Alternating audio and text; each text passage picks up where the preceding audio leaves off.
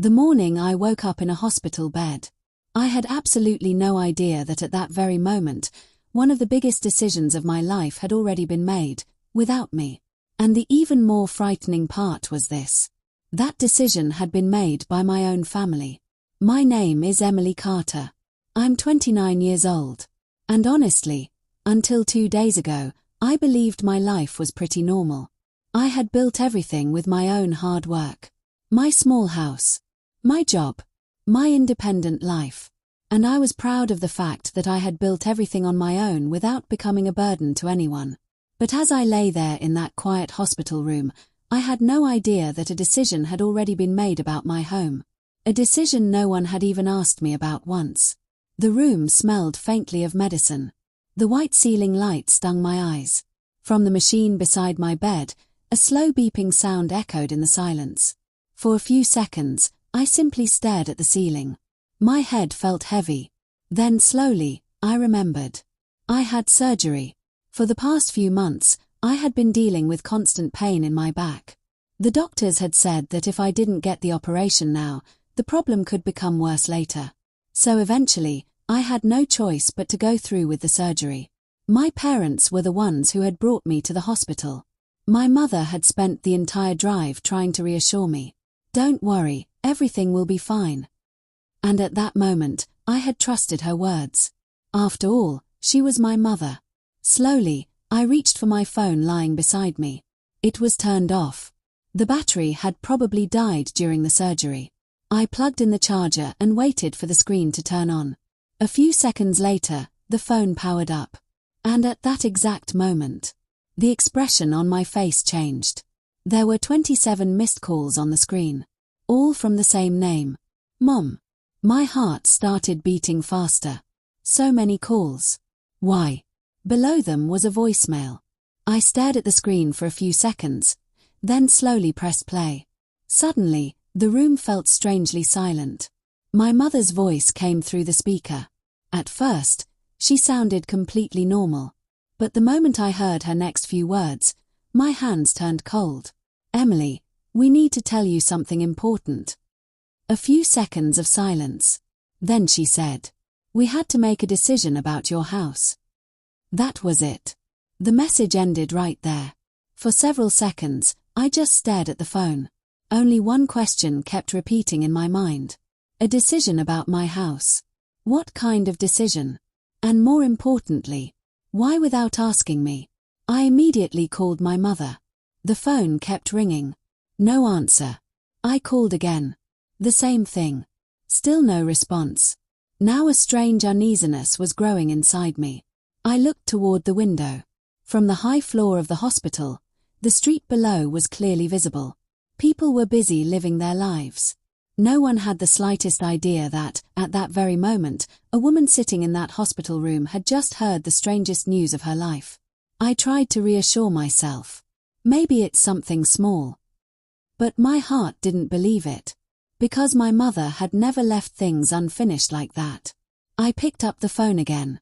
This time, I called my neighbor, Mr. Collins. He had lived in our neighborhood for many years. He answered quickly. Hey Emily, he said. How are you? I replied quietly. I'm at the hospital. I had surgery. He immediately responded. Oh, I didn't know that. I hope you're okay. After a brief pause, I asked, Mr. Collins, everything is okay near my house, right? There was a short silence on the other side of the phone. Then he said slowly, Emily, no one told you. My heart began racing. Told me what? He hesitated for a moment. Some people came here yesterday. There were moving trucks too. My hands started shaking. Moving trucks. He replied, Yes, I thought you already knew. Suddenly, the air in the room felt heavy. I asked slowly, And now? He answered, This morning, there's a for sale sign in front of your house. The words echoed in my ears. I slowly lowered the phone. And for the first time, a terrifying thought crossed my mind. Did my own family make a decision about my house without me? If this happened to you, if you were lying in a hospital bed and heard something like this, What would you do first? Let me know in the comments below. Because within the next 24 hours, the truth I was about to discover was going to change my entire life. After hearing what Mr. Collins said, I sat there in complete silence for a few seconds. The phone was still in my hand, but I couldn't even look at it. A for sale sign. In front of my own house. The thought kept crashing into my mind again and again. I slowly took a deep breath. Maybe it was a misunderstanding. Maybe my neighbor had seen something incorrectly. But somewhere deep inside my heart, a strange fear had already begun to rise. I picked up my phone again. This time, I called my dad. The phone kept ringing. Once, twice, 3 times. But no one answered. Now my uneasiness was growing. Because my parents never did this. If I was in the hospital, they would answer immediately. I called again. The same thing. No answer. I slowly set the phone down. And at that moment, the door opened. A nurse walked in. "Good afternoon," she said with a smile. "How are you feeling?" I looked at her, but honestly, my mind was somewhere else. "I'm okay," I said quietly. The nurse was checking the monitor beside my bed. "The doctor will come in a little while," she said. "You might be discharged by this evening." I simply nodded after hearing that. But in my mind, the same question kept repeating. If there really was a for sale sign in front of my house, then who did this? And more importantly, why? The nurse left the room. Once again, the same silence filled the space. I picked up my phone again. This time, I opened my banking app. A strange thought had suddenly appeared in my mind. I thought, if something really happened with the house, maybe something would show up in the bank records. The screen opened. Everything looked normal. No large transactions. No unusual activity. I let out a small sigh of relief. Maybe I was worrying for nothing. But then, I remembered something else. One day before my surgery, my mother had asked me a question. Out of nowhere, she had said, "Emily, where do you keep the papers for your house?" At the time, the question had seemed strange to me. I had laughed and said, "Mom, why are you asking?" She had quickly replied, "Oh, nothing. Just in case we ever need them." I hadn't thought much about it. But now, that small moment kept replaying in my mind again and again. I picked up the phone once more. This time, I called my younger brother, Ryan. He answered immediately. "Hey Em," he said. His voice sounded a little nervous. I asked directly, "Ryan, what's going on at the house?" There was a few seconds of silence on the other side of the phone. Then he said slowly, "No one told you." My heart started beating even faster. "Told me what?" Ryan took a deep breath. "Mom and Dad. They've made some decisions." I immediately asked, "What decisions?" He stayed quiet for a moment. Then he said, "Emily, I don't think this is something to talk about on the phone." Now I was starting to feel angry too. "Ryan," I said firmly, "I'm in the hospital, and I just found out that there's a for sale sign in front of my house."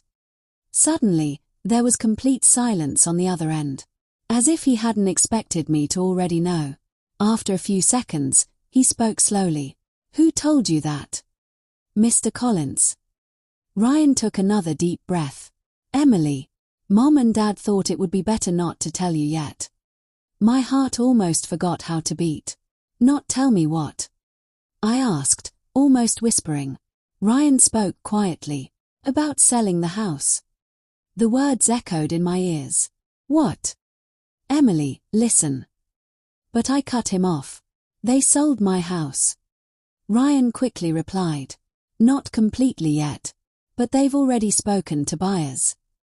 It felt like the air in the room suddenly became heavy. I asked slowly, "And why is all of this happening without me?" Ryan stayed silent for a few seconds. Then he said, "Because Mom and Dad thought it would be better for you."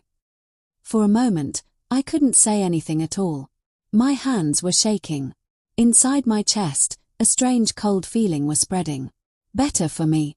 Who gave them the right to decide that? I said quietly. Ryan, I bought that house. With my own money.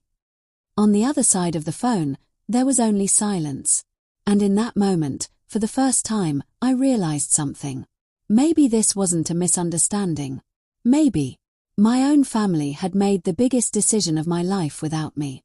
If you were in my place, and suddenly discovered that the people closest to you had made a decision about the most important thing in your life while you were gone, what would you do? Tell me honestly. Because the truth I was about to discover that evening wasn't just about my house. It was about my family too. After hearing Ryan's words, the room stayed silent for a few seconds. I didn't move the phone away from my ear, but I didn't know what to say next. Only one thought kept repeating in my mind. They had already talked about selling my house. And they didn't even tell me. Ryan was still on the line. Emily, say something, he said softly. I took a deep breath. Tell me one thing, I said calmly. Are Mom and Dad at home right now? I heard a little movement on the other side of the phone, as if he was looking around the room. Then he said quietly, No. They went somewhere this morning. Where? I asked immediately. Ryan stayed silent for a few seconds. Then he said, To meet the buyers. Something inside me felt like it broke. I closed my eyes. Now everything was slowly starting to make sense. That meant this wasn't a sudden decision. This had been planned. And probably 4 days. I asked slowly, Ryan, how long has this been going on? He took a deep breath. For a few weeks. My hands slowly started turning cold. For a few weeks. Which meant, while I was preparing for my surgery, this was happening. While I was going to doctor appointments. While I was sitting in my own house, thinking about my future. This was happening. I asked quietly, and you knew about it? Ryan didn't answer immediately. His silence was the answer. I looked toward the window. Down on the street, people were walking back and forth. Everything looked normal. But my world was no longer normal. After a few seconds, Ryan spoke again. Emily, Mom and Dad really believe they're doing what's right for you. I let out a small laugh, but the laugh felt empty. For me. I said slowly, by selling my house. Ryan replied softly, they think you're not happy living alone in that house. Hearing that made me genuinely angry. Ryan, I said, I bought that house myself. With my own money. I was happy there. On the other side of the phone, there was silence again. A few seconds later Ryan said, I know. I moved the phone slightly away and took a deep breath. The feeling rising inside me now wasn't just sadness. It was something else. Clarity. Slowly, I was beginning to understand what was really happening. And maybe, why? I asked Ryan, who are the buyers? He hesitated. Then he said, I don't know their full names. But they came to see the house today. I said quietly, okay. Ryan sounded surprised. Okay. I replied calmly, yes.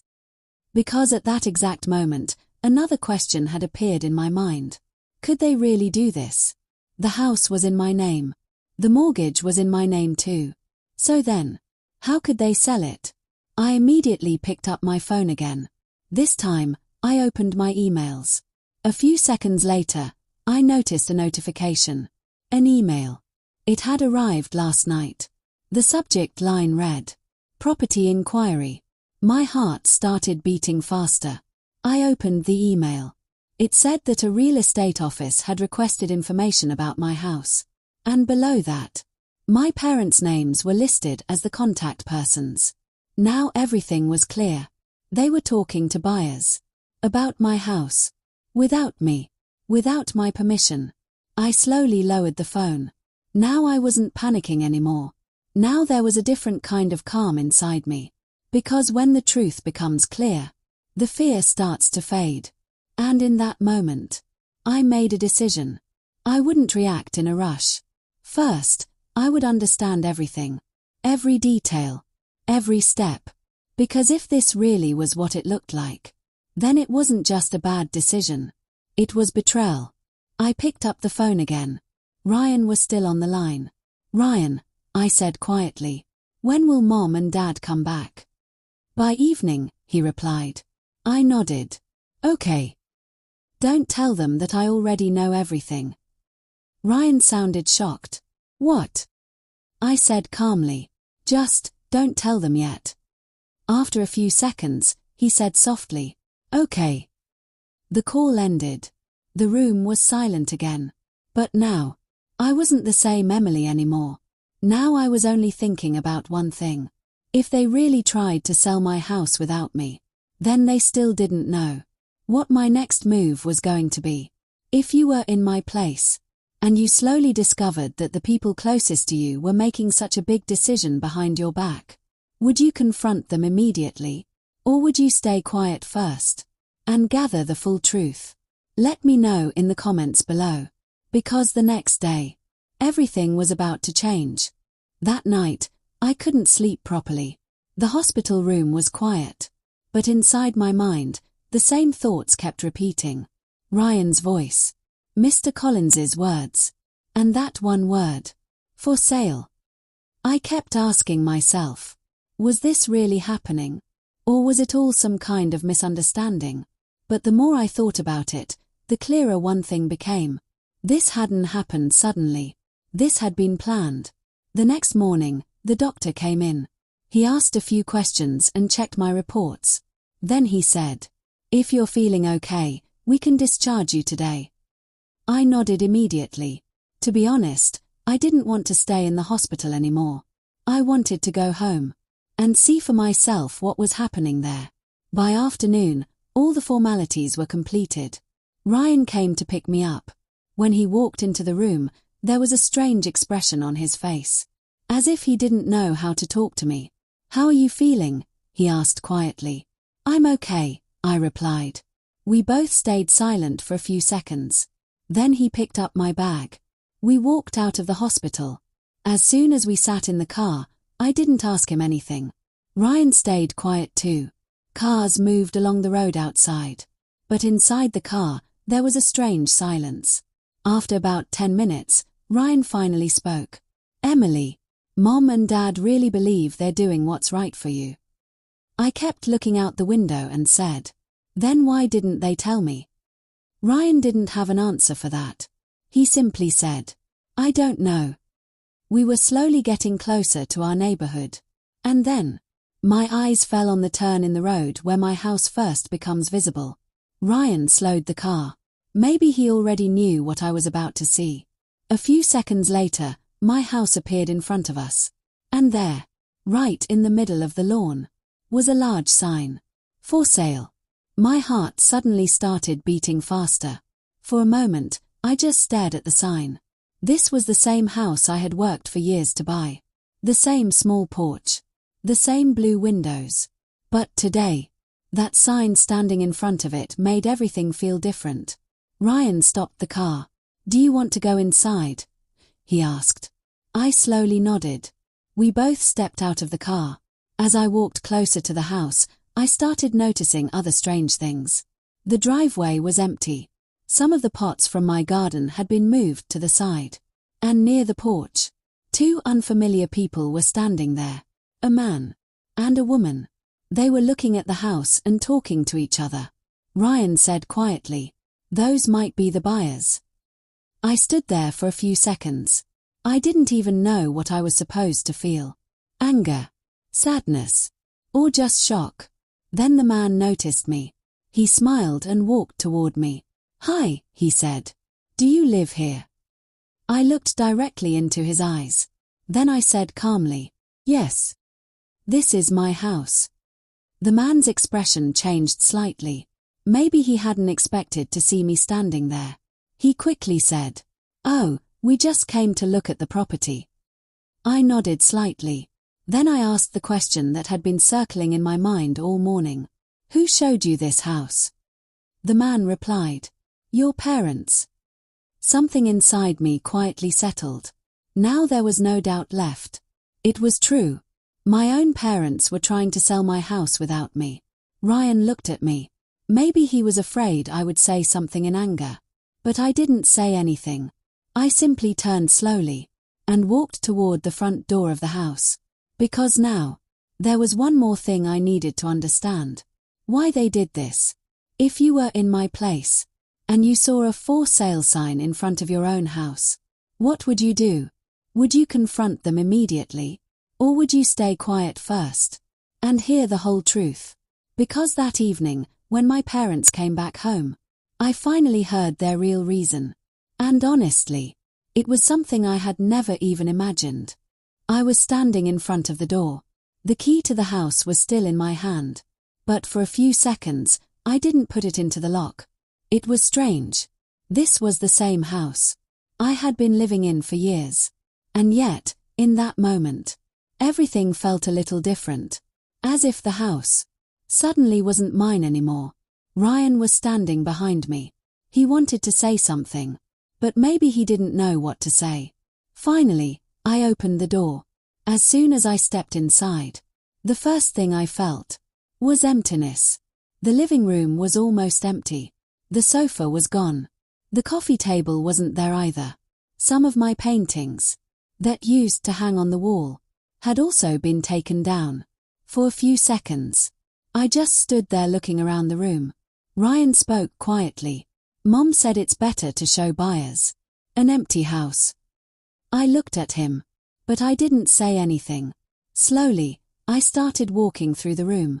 Everything felt strangely unfamiliar. The place where my bookshelf used to be was now empty.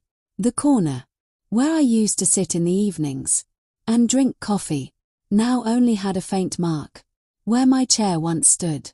A few moments later, the front door opened again. I turned around. Mom and Dad walked inside. The moment they saw me, both of them stopped. Suddenly, a heavy silence filled the room. The surprise on Mom's face was impossible to miss. "Emily," she said softly, "you're here." I replied calmly, "Yes. I was discharged from the hospital." Dad took a few steps forward. The nervousness on his face was clear. "You should be resting," he said. I replied quietly, "Maybe." Then I asked a direct question. "Why are you trying to sell my house?" For a few seconds, no one spoke. Mom looked at Ryan, as if she was trying to figure out how much I already knew. Then she took a deep breath. "Emily, we were just trying to help you." I asked, "What kind of help?" Dad spoke slowly. "We think you're not happy living alone in this house." I looked at them carefully. "How did you make that decision without asking me?" Dad paused for a moment before answering. Then he said, "You were about to have surgery. We thought it was the right time to simplify things." For a few seconds, I just looked at him. Then I said, "This house is in my name. The mortgage is in my name too. So how exactly can you sell it?" Now Dad went silent. Mom spoke softly. "We were only talking to buyers. Nothing was final yet." I nodded slowly. Now everything was clear. They truly believed they could decide things about my life without me. I looked around the room again. Then I said calmly, "I bought this house with my own hard work. And if I ever decide to sell it, that decision will be mine." For a few seconds, no one said anything. Ryan stood there quietly. There was a hint of shame in Mom's eyes. Dad said softly, "Emily, we never meant to hurt you." I looked at him. Then I replied quietly, "But you did." After that, I walked toward the window. The for sale sign was still standing on the lawn. I said to Ryan, "Can you take that sign down?" Ryan nodded, without saying anything. A few minutes later, he went outside and removed the sign, placing it to the side. I watched him from the window, and in that moment, I felt a strange sense of relief. Because sometimes, the biggest step isn't winning a fight. Sometimes, the biggest step is simply taking your voice back. If you've listened to the story this far, Tell me honestly, if you were in my place, and the people closest to you started making decisions about your life without you, what would you do? Write your answer in the comments below. And if you enjoy real and meaningful stories like this, don't forget to like the video and subscribe to the channel, because here we share stories that remind us, sometimes, the biggest decisions in our lives are the ones we must make ourselves.